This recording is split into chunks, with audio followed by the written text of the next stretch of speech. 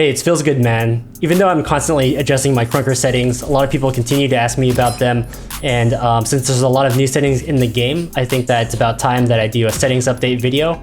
And why not also cover my mod, scope, CSS interface, and even the loadout that I'm using, and even the clan that I'm in. My main goal with tweaking the settings is usually to make the game look as high quality as possible, but also get that really high consistent FPS for that competitive advantage. And that's more or less the same principle for my mod and my CSS interface. I want to retain some of the original game elements, but just make it a bit sleeker. So I'll be covering updates to my settings, my mod, my scope, my interface, my clan, and my loadout in this video. And let's start with clan, because I think that's a big one. I have not joined a clan in the past, and it's not because I'm against clans or anything like that. And in fact, I got some invites about a year ago to some of the top Krunker clans, but I didn't want to join a clan just for the label, and there were a lot of non-Krunker related things going on in my life at that time. I thought my schedule would free up a bit more, but seeing that it has not, might as well go ahead and join a clan anyways. And what better time, Vince just started the VIP clan. I ended up joining for 3 reasons. First, of course, because Vince started it. And second reason, I really like the name VIP. I think it's really cool. And then the third reason is just to get to hang out with other Krunker content creators. And actually there's a fourth reason as well. And that's to test out the new revamped clan system, the upcoming trophy system. We don't know exactly how it's going to work. I used to play a lot of Clash Royale. The original clan system was simple, which I liked, just grinding for trophies, so anyone could help contribute to the clan, even if they're not like on 24/7. But regardless of what system Krunker ends up using, I'm definitely excited for this, because before, clans didn't have as much of a purpose. Mainly, I think one of the reasons why people join a clan is to hang out in a Discord server, but there wasn't much in-game except for the leaderboard in terms of clans. So now let's move on to the updates for my settings.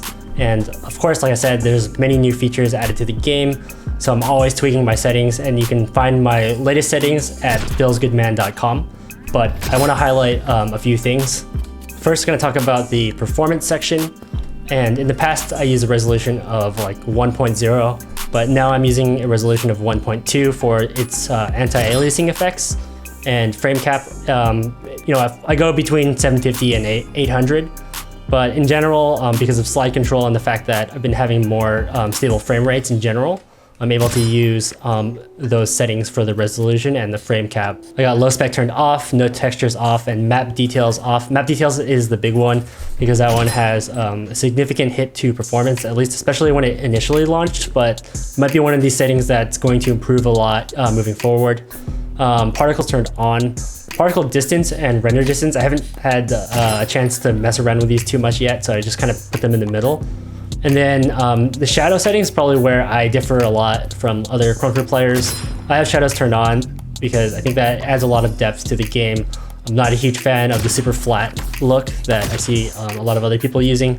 Soft shadows and high-res shadows turned off because I didn't notice too much of a difference and I didn't want to take a performance hit. And dynamic shadows turned on because I like that shadow that's cast beneath the player, increases the contrast, so it's pretty nice. I did turn ambient shading off quite a long time ago because I think the game looks a lot cleaner without the shading effects. Bullet trail is on, of course, muzzle flash off, center flap off, texture animations on or off. I set that up via toggles. So if I'm using like the Hackuzate skin, I can hit the N key and then it starts flashing, hit the N key again, it stops, and then you could basically select whatever color you want. So toggle texture animation, and then, you know, the rest are turned off. And lighting I have on high because I really like the look of the game with lighting on high, shadows turned on, ambient shading off.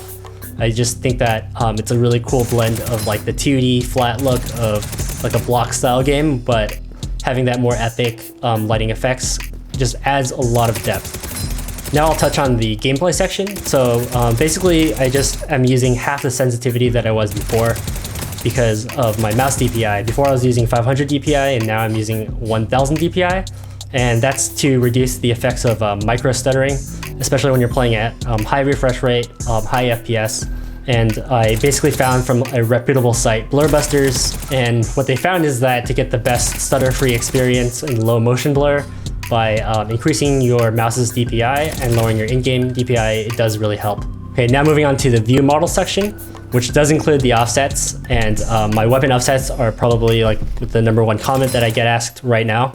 But to start from the top, field of view, used to have a higher FOV, now I'm down to 98 because you do get better FPS with it. And I also found that I aim better at this FOV, but if I'm doing like a parkour maps and like, you know, hopping back and forth a lot, then I do get more motion sickness.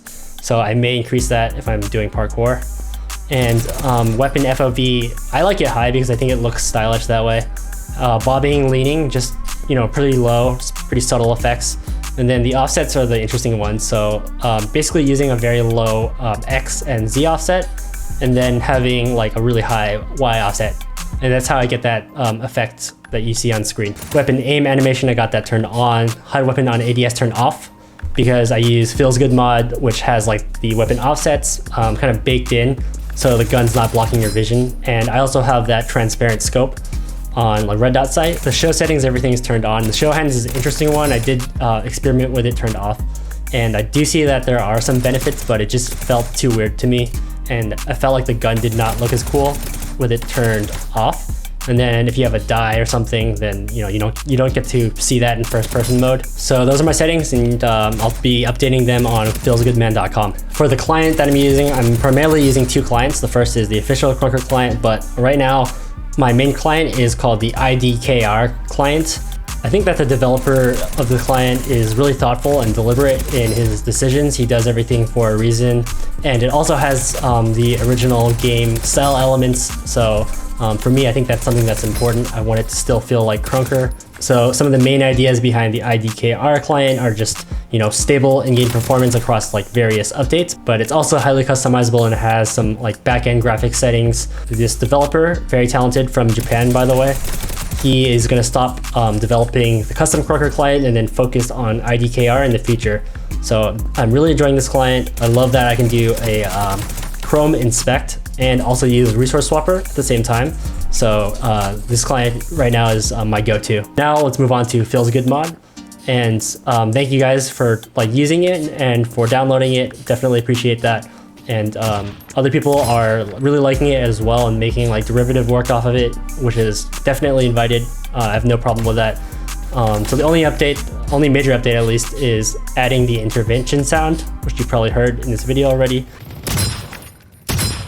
Beyond that, in the future, I would like to expand philzGoodMan and include, you know, the rest of the weapons, the rest of the gun sounds, but also do some fun things like, you know, the transparent red dot and the offsets. In regards to my blue dot scope, hit marker, and red dot image, no updates there. So just using the same one as before. For my CSS interface, you can learn more about it in a previous video of mine about making a CSS interface for Krunker.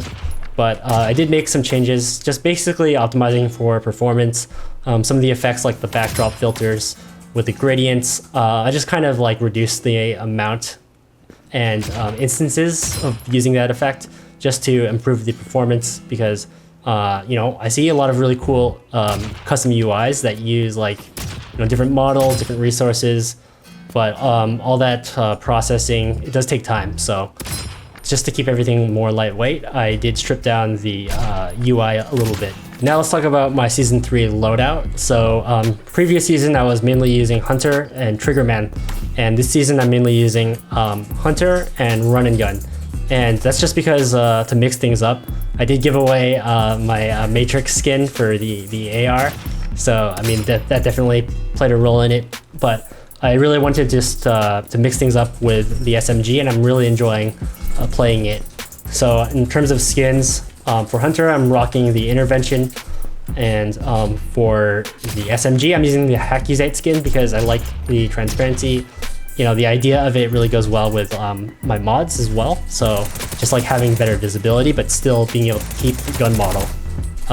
So that's what I've been using. Since this video is almost under 10 minutes, I'll try to wrap things up. And this is what I've currently been using. You can find the latest stuff at philzgoodman.com. And please support my channel by subscribing and using my code PHILZ in the Krunker shop, because YouTube really doesn't pay in terms of the ad revenue, and no one's buying ads right now. Thank you guys, and see you next time.